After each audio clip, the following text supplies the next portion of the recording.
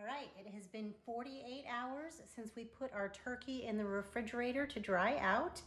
Now it's time to pull it out and get it ready for the next step. So this is the bird that has been drying out for 48 hours. You'll see in my fridge, I have another bird up on that top shelf. It's only 24 hours into its drying phase, and I will roast it starting tomorrow. All right. Your bird should look just about like this one, where it looks like a darker pink color and the skin has dried significantly and it's tightened to the meat of the bird, and what's in the dish looks kind of gross right now. That's okay. Most of that will evaporate in this first step of the cooking process. Next, I have a 1/4 cup of my neutral, high temperature, safe cooking oil. In this case, it's a light olive oil. Again, you can use coconut oil, canola oil, all sorts of different oils that are safe at high temperatures that can be used. This is just what we use in our household, and again, for us, it's for allergy reasons. So, got my gloves on, rubbing the oil on. The oil is in fact optional, but I get better results with it. What it does is it helps the skin brown and crisp up. So, this next step is a high temperature roast. It is not long enough to actually fully cook the bird. So right now I have, for me it's my lower oven, and it is preheated to 425, just a regular conventional 425 degree oven. And I will be using my nifty, well, for this first step, this oven, or this cooking thermometer, probe thermometer, is not as important, because this step will not cook the interior part of your bird to any significant extent. It is merely designed to kill any bacteria, any pathogens that are on the outside of the bird, and also to brown the skin and kind of kick off the cooking process. This 1 hour high temperature roast will be followed by a much longer slow roast at a low temperature, which will help your bird retain its moisture and really, I would say, maximize the natural flavors of the bird without allowing it to dry out. The tricky thing with the shorter, higher temperature roasts is that you risk a much greater chance of burning your bird, whereas the lower temperature gives you a more tender result. And that is when this probe thermometer comes in, and it lets us know that our bird has been cooked to a safe temperature in order to minimize risk of bacterial contamination. All right, here we go. It is going in the oven. I'm gonna go ahead and open my oven, because this is a two-hand move.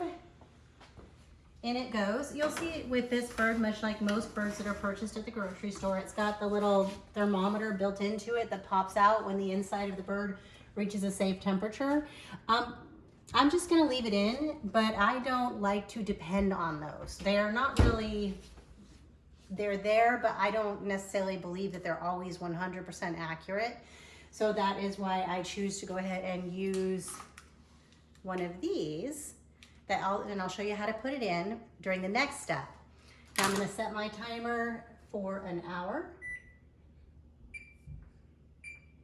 And we'll come back and do the next step where we add a few herbs, a little bit of a basting sauce, and say goodbye to it with this one, it's a 15-pound bird, so we'll say goodbye to it for 15 hours. And that is really as much effort as this takes. So we'll be back in an hour.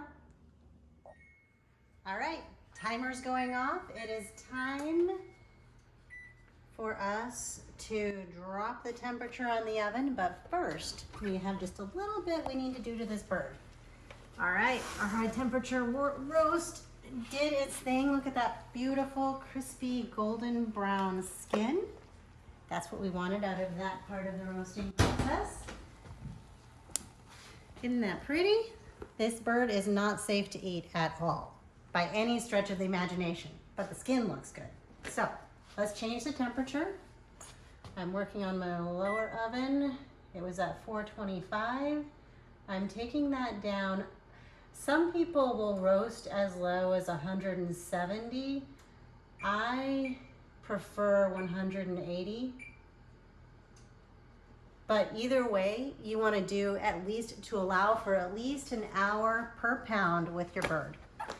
So first I'm going to doctor up the bird with what we're going to put on it for this step, and then I'm going to show you what I like to do with my my meat thermometer that I prefer, rather than depending on the one that is included.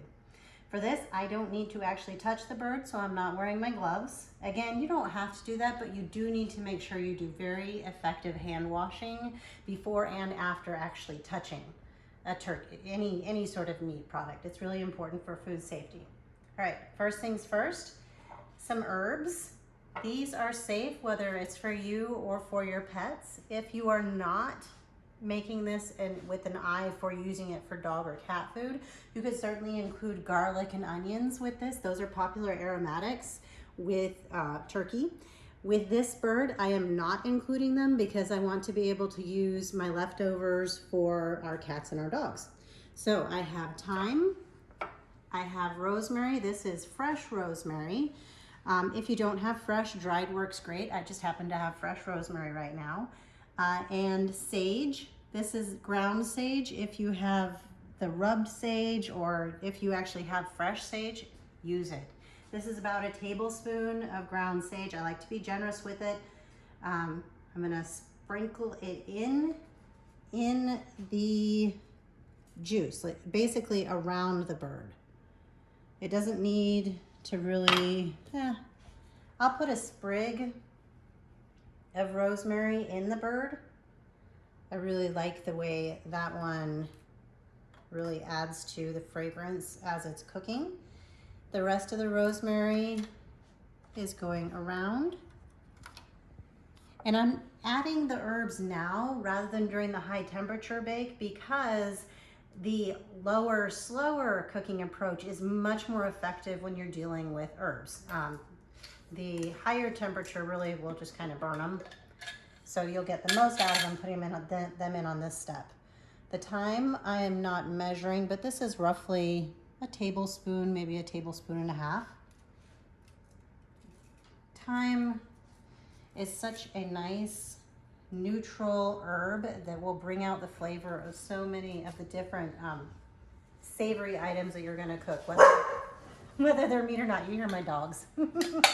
They're excited too. Yay, Thanksgiving is coming. Turkey time. All right, last thing that we're gonna add is apple cider vinegar. You can also use apple juice for this step. They're thirsty. I prefer apple cider vinegar because it is more tangy. The apple juice, when I tried it, was too sweet for my taste, and I just don't really enjoy adding such highly concentrated sugar to a savory dish. But that is a preference thing. You feel free to experiment with it, but I really love the results that I get with apple cider vinegar. This is real standard, inexpensive apple cider vinegar. I do have the kind that has the Mother, very nice organic apple cider vinegar. I'm not using it for this project because I'm cooking it.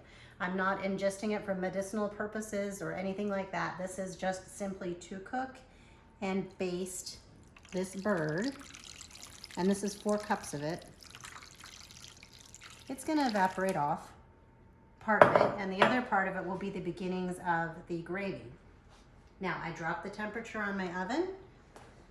I am going to open it and put, the thermometer. I almost forgot.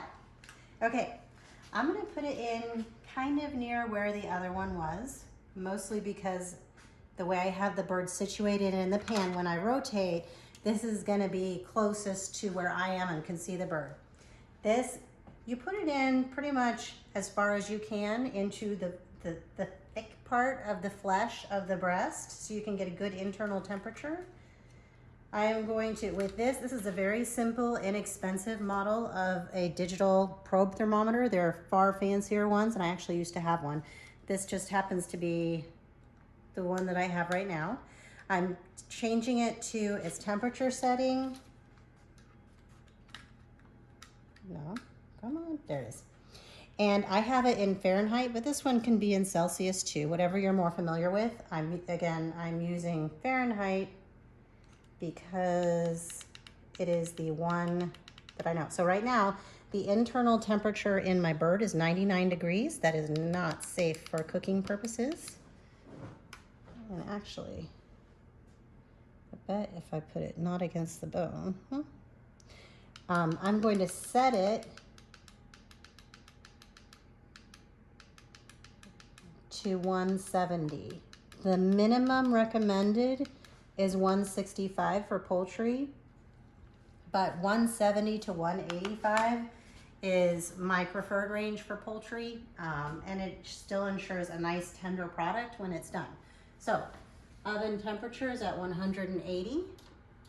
I'm gonna open my oven, heat up my room for just a minute while I get this thing over. I'm gonna tuck my thermometer under my arm because it's magnetic and it's gonna stick to the outside of the oven. You can put the thermometer in once you have the bird in the oven. That works too. I've done both. And in we go, sliding it carefully.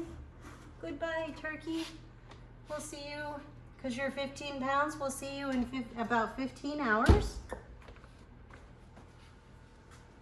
I can try and set a timer for that long. I'm not sure that it will actually remember. All right. I thought this was magnetic, but it's not. So it's gonna sit on the counter right here, and I can keep an eye on it. 111 degrees, we got a ways to go. Right now, the internal temperature in the oven is definitely far higher than 180, but it will drop quickly because it's only being heated to 180. So this turkey, I'm gonna turn the light on, will be roasting again for an hour per pound at this reduced temperature. So we will see it in 15 hours because this is a 15-pound bird.